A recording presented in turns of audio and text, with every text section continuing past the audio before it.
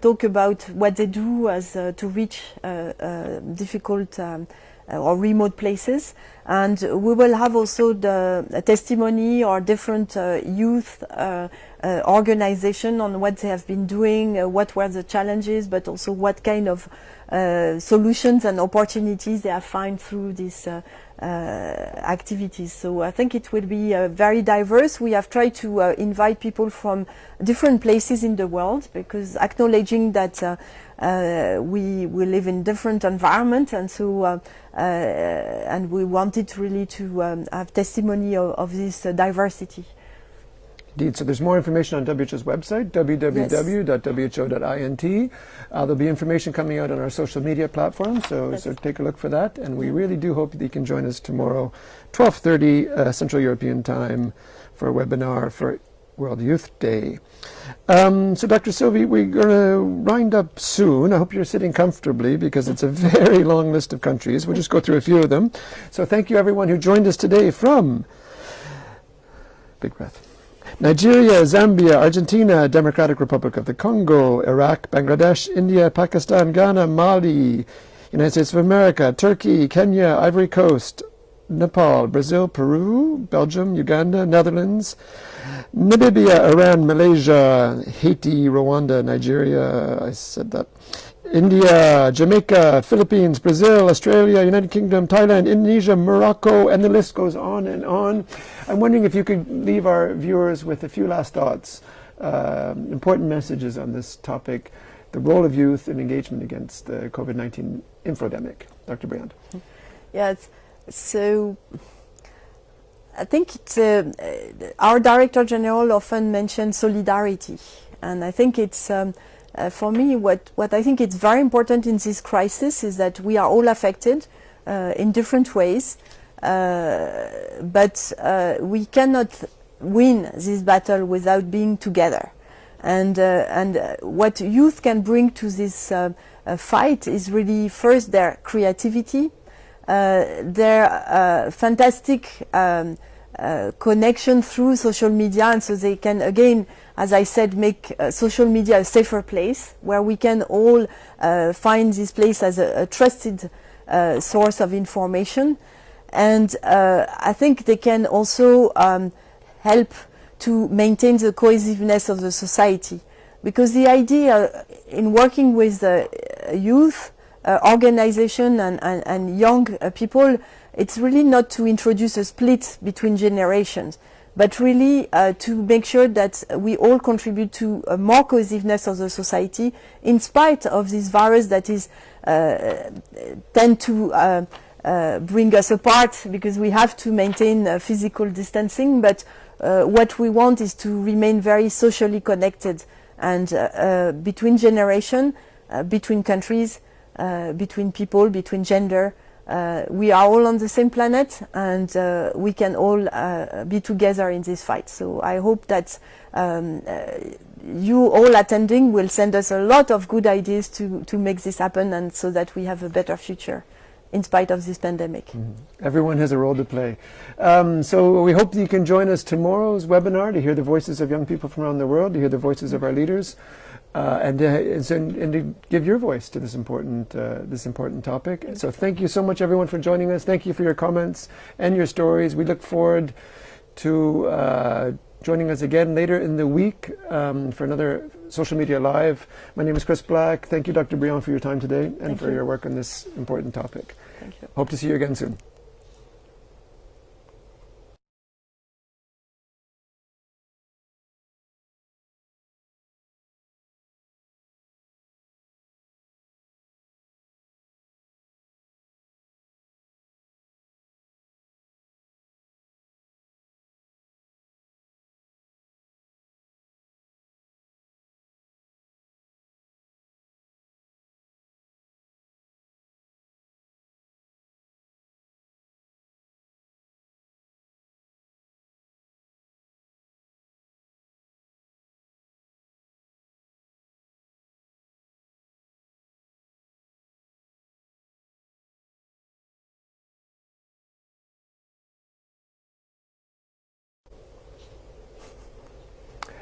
Hello everyone, my name is Christopher Black and I work in the Communications Department at the World Health Organization in Geneva. Welcome to a Social Media Live.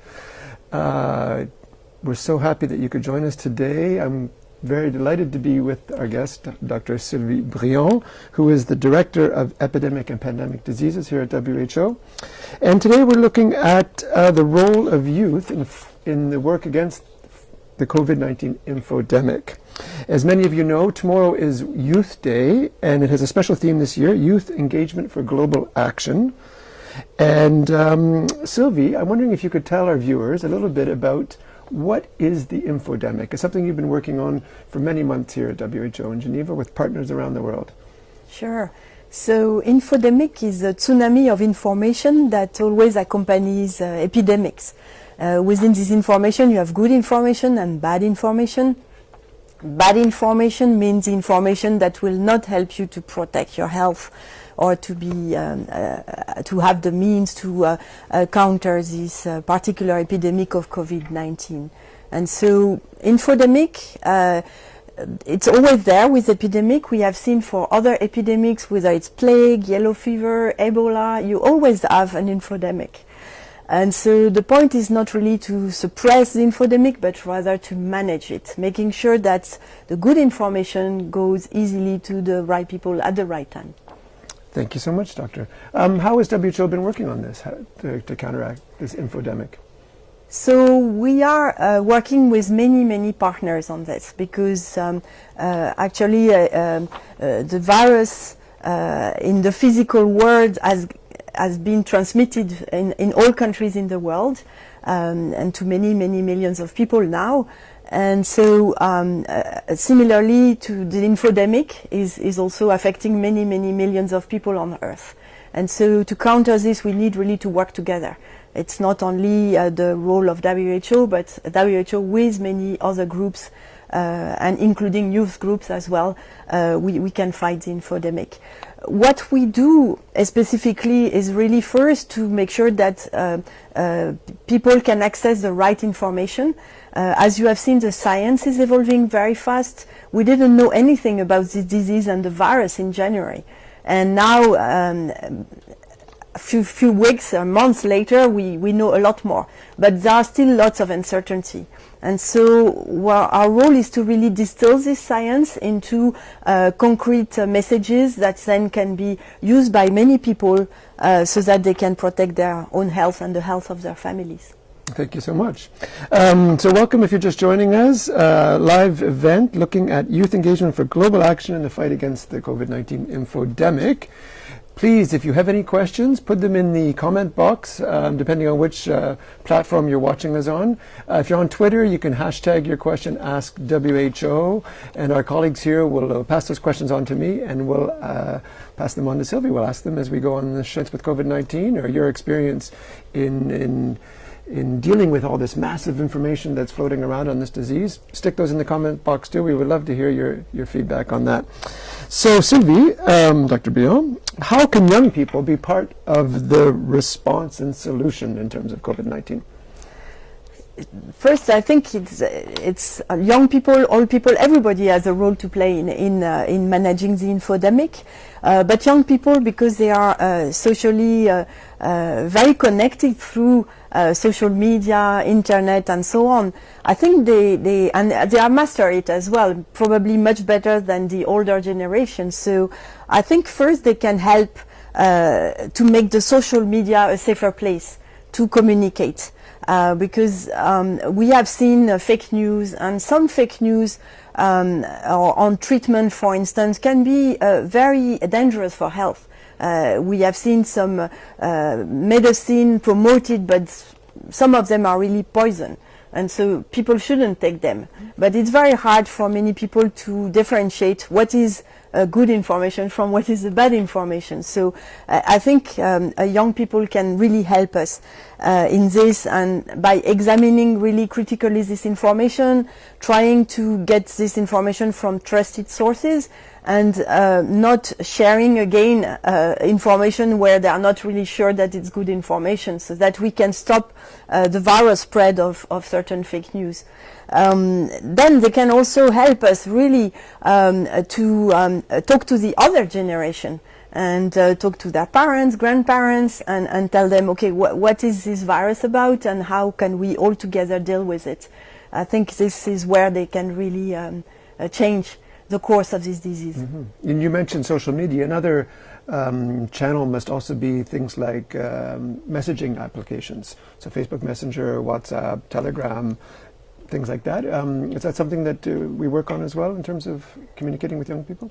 Yes, absolutely. And WHO has also been working very closely with most of those application or platforms to see how we can use the technology at its best, because these technology are really important. They link us together, but also sometimes if they are misused, then they can be dangerous. And so this is also where we can change a little bit the game and help to have I mean, the virtual communication be a safer place for communication. For everyone, indeed. Thank you so much. So if you're joining us a little bit late, it's a special WHO Live event. We're looking at the role of young people in fighting against the COVID-19 infodemic. I almost said epidemic. So while we know as much as older people, perhaps by the virus itself in some ways, but they're certainly not invincible. What do they need to know and what do they need to be careful about in terms of living with this virus? Is it circulating?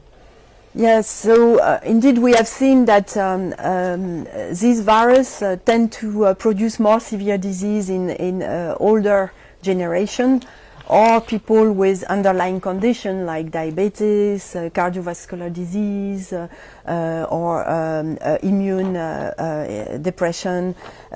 So I mean, some young people do have those underlying conditions, so they are, of course, also more at risk. But in general, young people have stronger immunity, and so even if they catch the virus, usually they will have less symptoms, or even very mild symptoms that they may not even notice it. And so, so that's why it's very important for them to understand that the best way to help us to break the chain of transmission is that they all contribute also to make sure that this virus doesn't transmit from a person to another person. And so that's why we recommend, for instance, to wash hands very often, because the virus can be transmitted through contact with surfaces that are contaminated. We also recommend them to wear masks in places where they cannot maintain the physical distance. Otherwise, of course, physical distancing is a good way to stop and break these chains of transmission.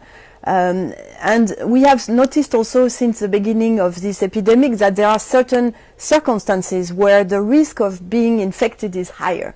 And those circumstances are certain settings where it's closed setting, poorly ventilated settings, circumstances also where you cannot have the physical distancing, and if you are closer, there's more risk to transmit the virus. And also certain activities that increase the risk of being infected or to transmit the virus, when you shout, for instance, or when you do very demanding sport activities where you have to breathe very profoundly. So this kind of settings. So. But if everybody understands what are the risks, what are the situations where we have more risk, then everybody can be its own risk manager. True. Thank you, Sophie. One question is coming in from many people. They're asking us, why are we not wearing masks? This is a question we get a lot in our live events and our press conferences. So maybe you could tell our viewers why, in the situation that we're in right now, we're not ourselves wearing masks. Sure. So first, because we have the necessary physical distancing, it's more than 1 meter, and the place we are is a closed place because we are inside, but it's well ventilated, and so there is less risk because the ventilation is enough to reduce the risk of respiratory transmission. Also, it's not a crowded place. nobody is there around us, so there is no less risk.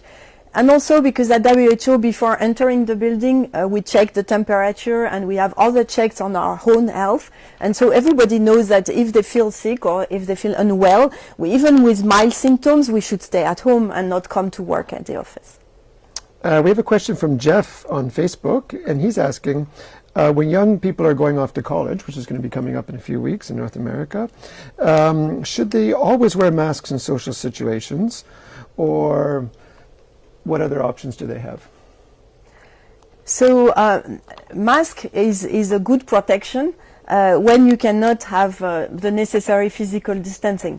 And so it's not always wearing mask, but really wearing a mask when it's necessary. And as much as possible, try to maintain the physical distance, because it's also an excellent way to break the chain of transmission. The virus doesn't fly, and really it needs a close relationship to spread from one person to another. Thank you. So keep those questions coming. We really do appreciate them very much. One thing I know you've done quite a bit of over the last few months is these webinars we've done. So we've been hearing voices of people from around the world, from different communities. Can you share a few stories that you've been hearing of sort of young people and resilience in terms of activities they've been doing themselves on the ground? Yeah, sure. I think we have been amazed and so pleased to see the creativity of younger generation.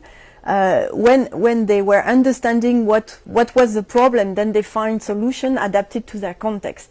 And I think this adaptation, this innovation, and the way they can really look at the science, but then make it work for them in their own community has been fantastic. One example was from South Africa.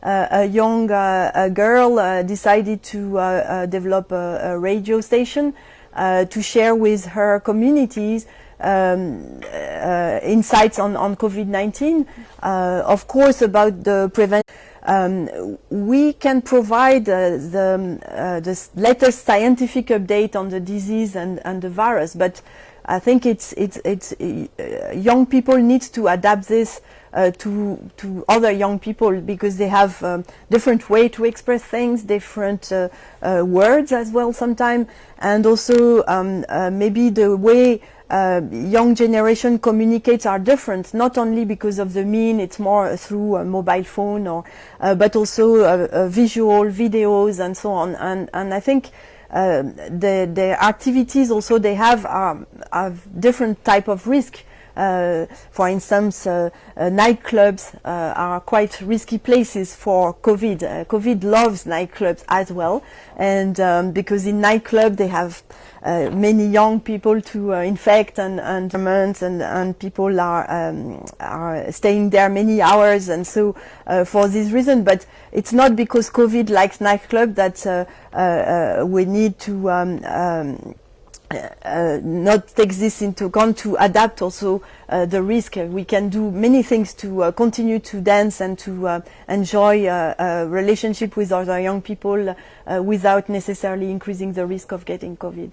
Has anyone studied the track, like increase the use of alcohol and increasing risk in terms of, for example, being not quite as socially distant as the evening goes on, shall we say? Is that something that people have looked into or not yet? Well, I think in general, even alcohol, we had many studies on that with alcohol and driving, for instance. Everybody knows that driving can be very dangerous, and many people, when they drink too much, they just forget that they need to be particularly cautious, especially when they are tired and they have had already a very active night. So, so I think it's the same with other precautionary measures. We tend to minimize the risk when we have been able to socialize and drink, and so we just need to be very careful and take this into account as well in our risk management attitude. That's right. And one thing to keep in mind is that while we're talking about youth and the role of youth, most of our guidance is really applicable to anyone. Going out to discos doesn't start or stop at certain ages. Everyone likes to go out and have a good time. So let's keep this in mind when we're talking about these guidance. We have lots of questions from LinkedIn. Oh my. Acua asks that in many countries they're suggesting that young people aren't taking COVID-19 seriously. So how can we communicate to them the fact that COVID-19 is real and is deadly?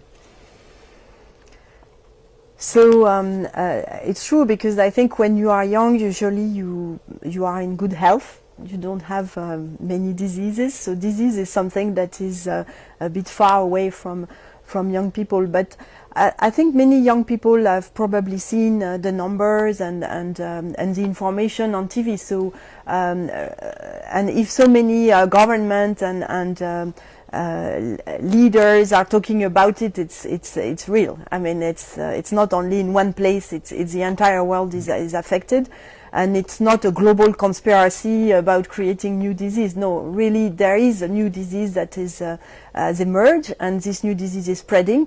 It's spreading because we move a lot, we travel a lot. It's spreading also because we tend to live in very populated areas, cities.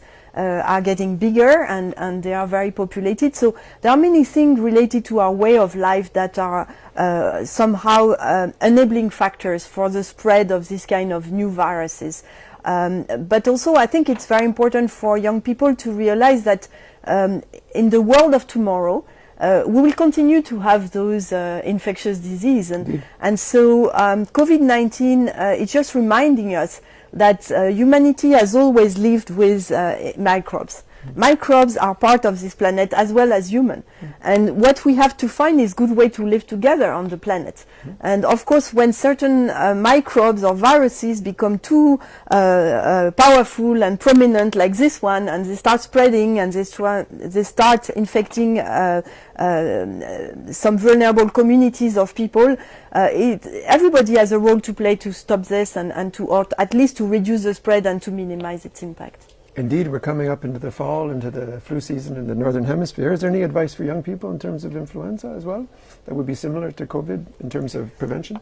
Exactly. I think those respiratory viruses, if we maintain physical distancing, and if we have those rules of personal hygiene, which is washing hands and coughing in your elbow, and staying at home when sick, and wearing masks when physical distancing is not possible, reduces the risk of COVID-19, of course, but any other respiratory pathogen.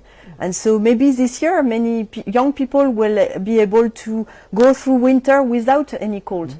And this would be an achievement, I think. Certainly an achievement. So thank you, Dr. Brion. Just to remind people again, we're doing a special social media live on the important topic of youth engagement in terms of fighting COVID-19 infodemic ahead of tomorrow's World Youth Day.